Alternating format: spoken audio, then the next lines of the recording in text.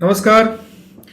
उम्मीद करता हूँ आपका दिन शुभ रहा होगा। आपने अपने रविवार को बहुत ही अच्छे से प्रसन्नता पूर्वक बिताया होगा।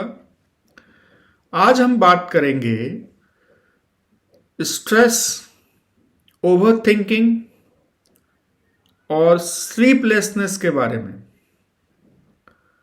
साथ ही साथ मेरे कुछ मित्रों ने कुछ प्रश्न किए हैं, बहुत ही सार्थक प्रश्न हैं।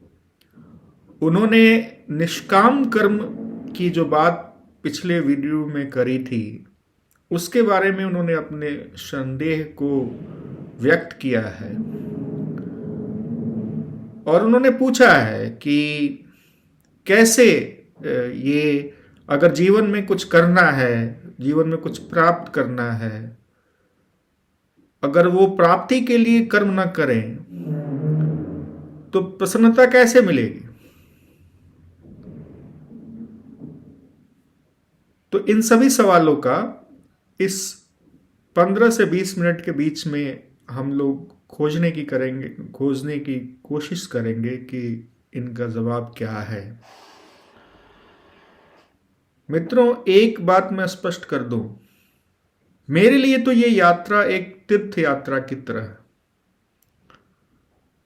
क्योंकि मैं जो भी बोल रहा हूं ये मेरे अपने एक्सपेरिमेंट के आधार पर है।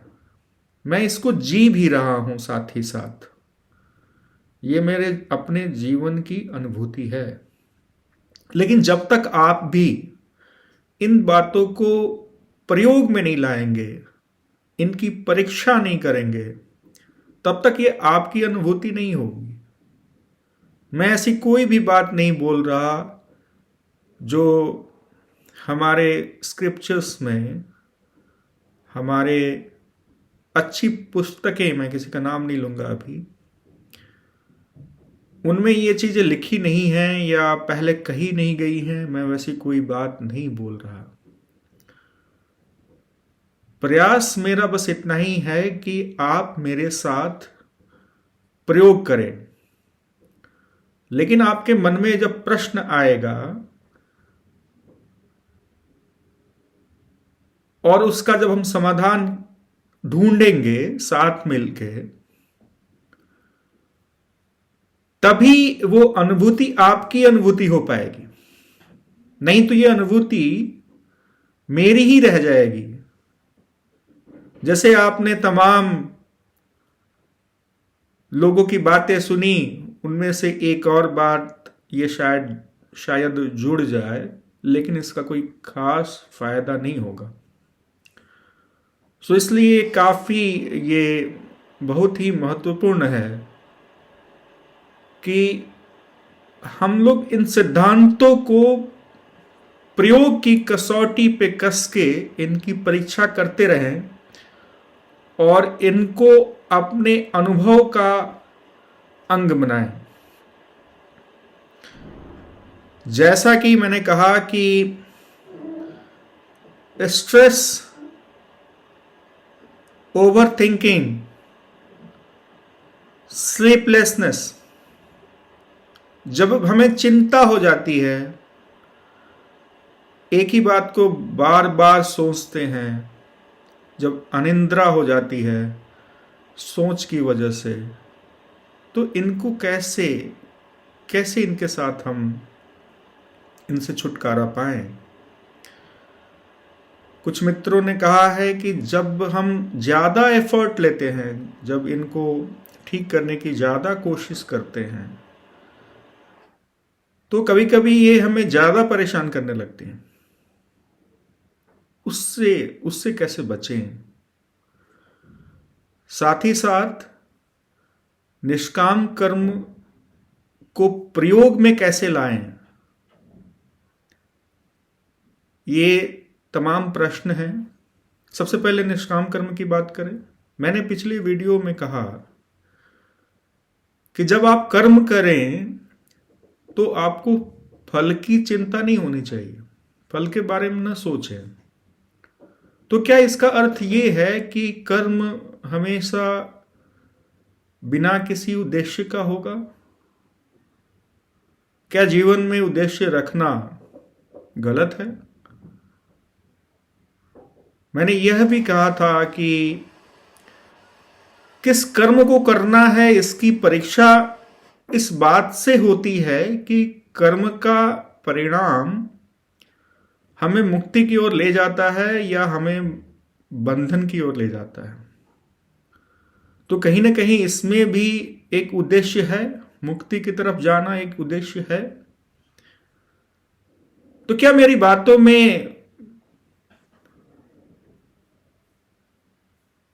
बातों में कंट्राडिक्शन है, विरोधाभास है? हमें इन बातों को समझना होगा प्रयोग की दृष्टि से, अनुभव की दृष्टि से।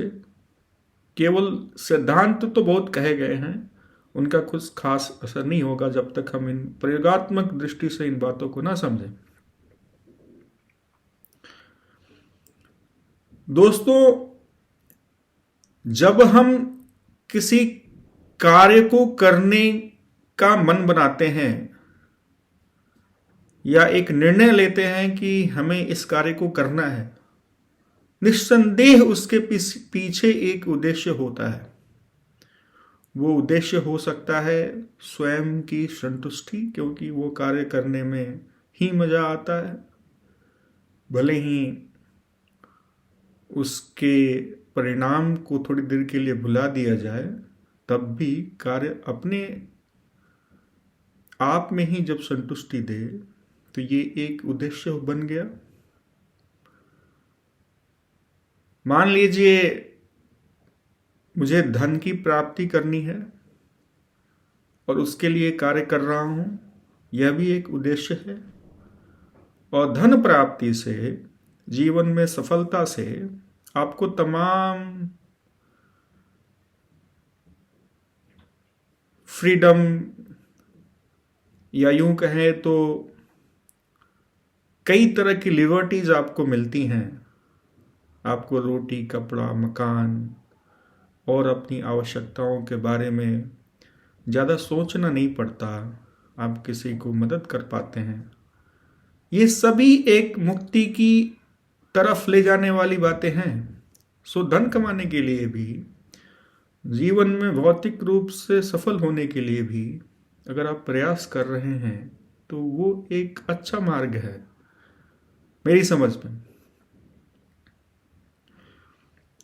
तो ये निष्काम कर्म कैसे होगा?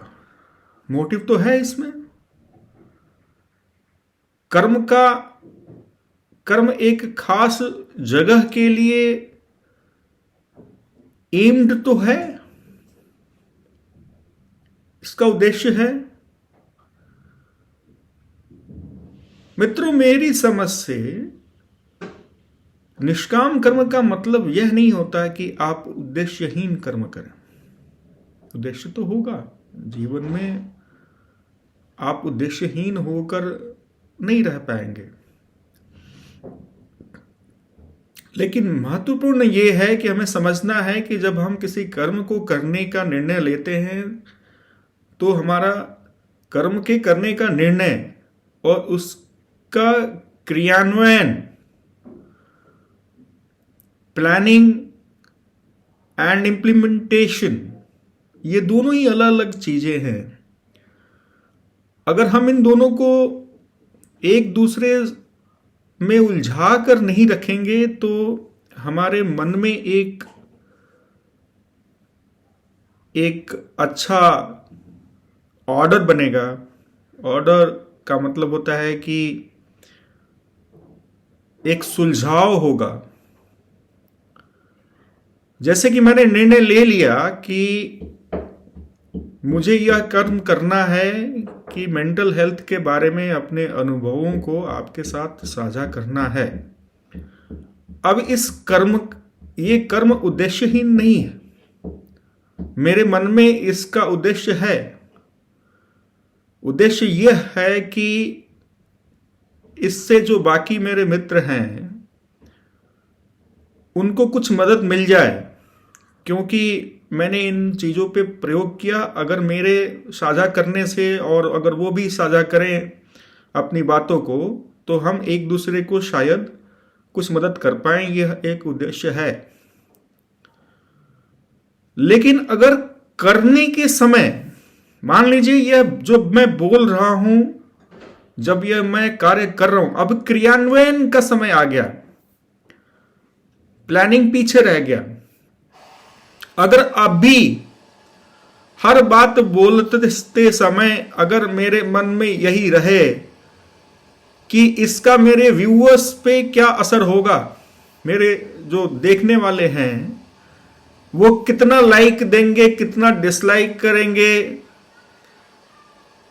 तो शायद मैं अपने कर्म के प्रति पूर्ण रूप से न्याय नहीं कर पाऊंगा, क्योंकि मेरा मन कहीं और किसी बंधन में पड़ गया। क्योंकि यह कर्म करते समय मैंने फल की कुछ ज्यादा चिंता कर दी, या फल की चिंता करने के साथ ही मैं अभी इसी वक्त इस मोमेंट में नहीं खड़ा रहा, मेरा मन भविष्य के किसी अनिश्चित अवस्था में चला गया।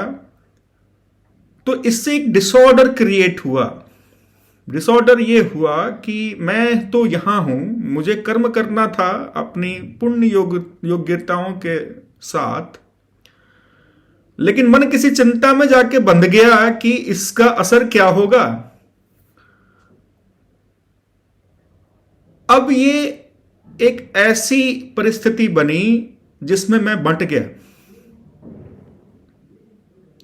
बंटने पर यह होगा कि ना ही मैं अपने कर्म को पूर्ण कुशलता के साथ कर पाऊंगा अभी तुरंत, ना ही मेरे अंदर निर्भयता होगी इस कर्म को करने में, और भविष्य तो अनिश्चित है ही, तो उससे मुझे चिंता भी होगी कि पता नहीं मैं क्या कर रहा हूं, इसका परिणाम ए होगा कि बी होगा कि सी होगा। तो ये आपके मन में एक स्ट्रेस, ओवर थिंकिंग, और फिर हो सकता है कि अगर आप ज्यादा परिणाम को अगर सोचे तो शायद ये कर्म ही ना कर पाए। कर्म करने के उत्साह में आपको तात्काल कमी समझ में आएगी जैसे ही आप यह जानेंगे कि आपका मन तो इसके परिणाम से बंध गया था। सो मित्रों, उत्साह में कमी का कारण यही है, आलस्य का कारण यही है,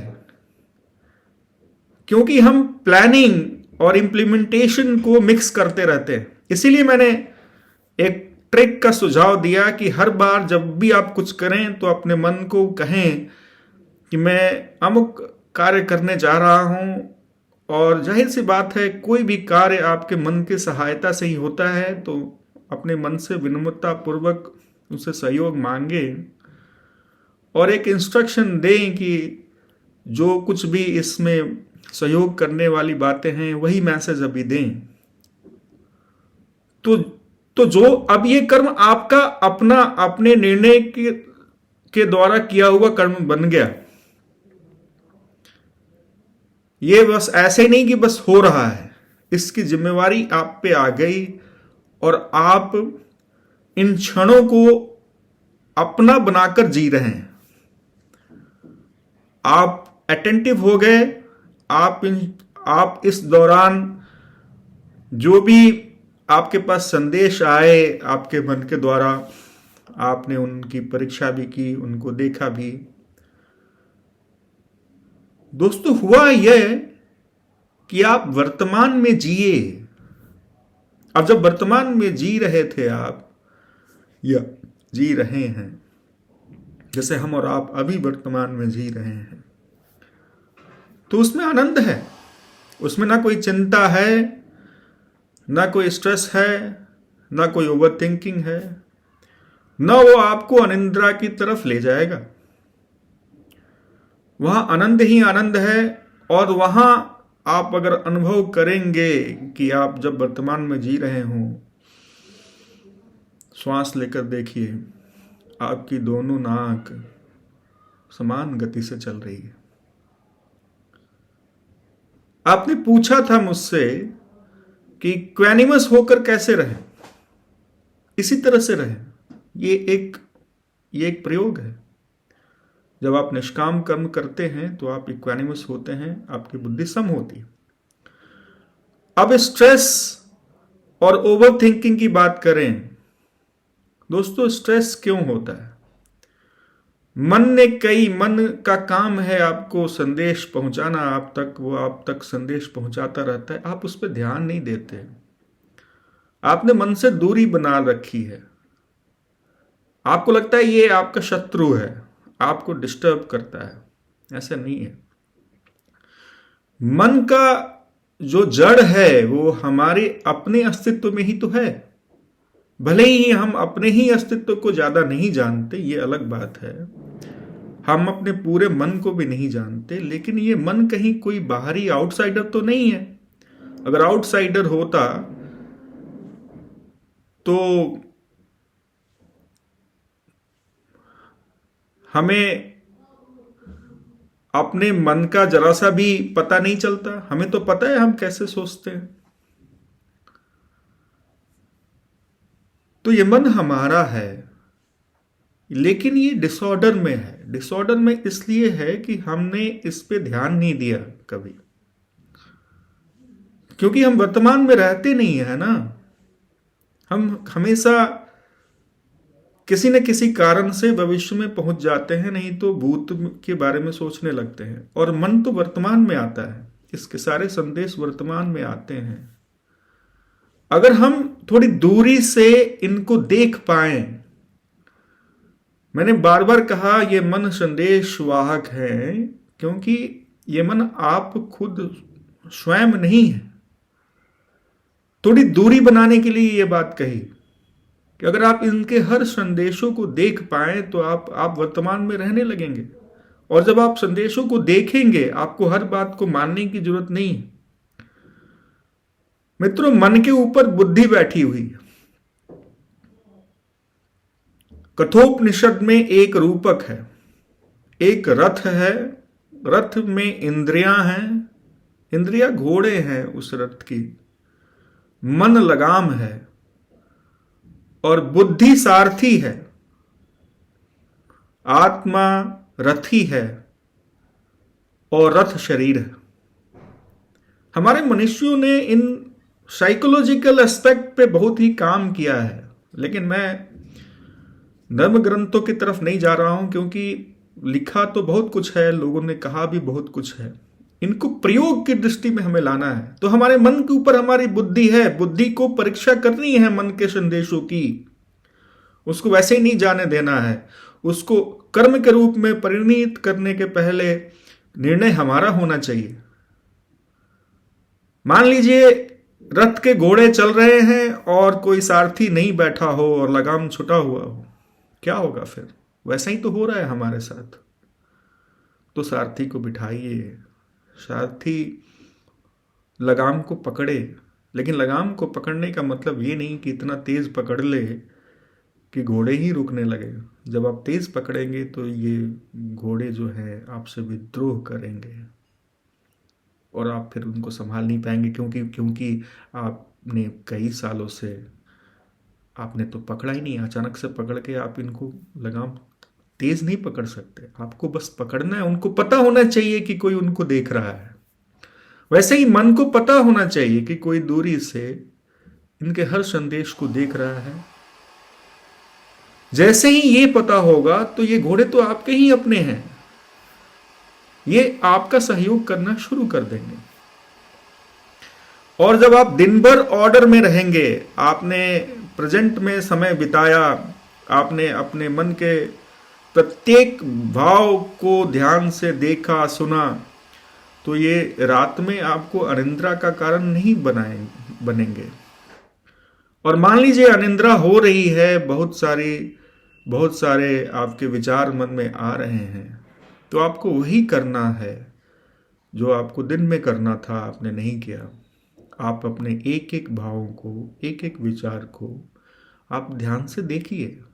आपको जरूरी नहीं है कि उनको आप एक्शन में ले आए, उनको देखिए और आप पाएंगे कि धीरे धीरे आप निद्रा में डूब रहे हैं।